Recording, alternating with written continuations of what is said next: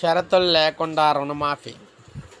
ఇక్కడ చూసుకున్నట్లయితే షరతులు లేకుండా రైతులకు సత్వరమే 2 లక్షల లోపు రుణాలు మాఫీ చేయాలని మిగిలిన వారందరూ కూడా మంత్రిని అయితే కోరడం జరిగింది. అయితే మంత్రి గారు ఏం చెప్పారంటే, మేము అర్హులందరికీ రుణమాఫీ వర్తింపచేయాలని మేమైతే చూస్తున్నాం.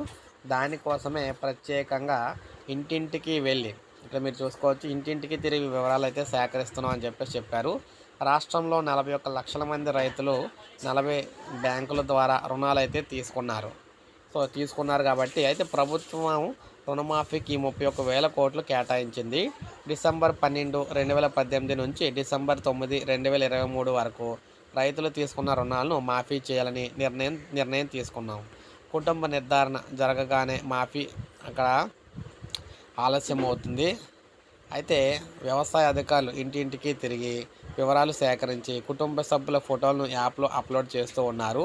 ఆ తర్వాత రుణమాఫీ మొత్తం రైతుల ఖాతాలో జమ చేస్తాం. రేషన్ కార్డులు, పాస్ పుస్తకాలు లేకపోయినా కూడా అమలు చేస్తాం అని తుమ్మల స్పష్టం చేశారనమాట. సో ఈ విధంగా ఇంటింటికి తిరిగి ఆల్రెడీ సేకరిస్తూ ఉన్నారు వివరాలు. సో అందరికీ రుణమాఫీ అయితే చేస్తామని చెప్పేసి మంత్రి గారు అయితే ఇక్కడ చెప్పడం అయితే జరిగిందనమాట. సో ఇది మనకు అప్డేట్. ఒక లైక్ చేయండి, సబ్స్క్రైబ్ చేసుకోకపోతే మన ఛానల్ సబ్స్క్రైబ్ చేసుకోండి.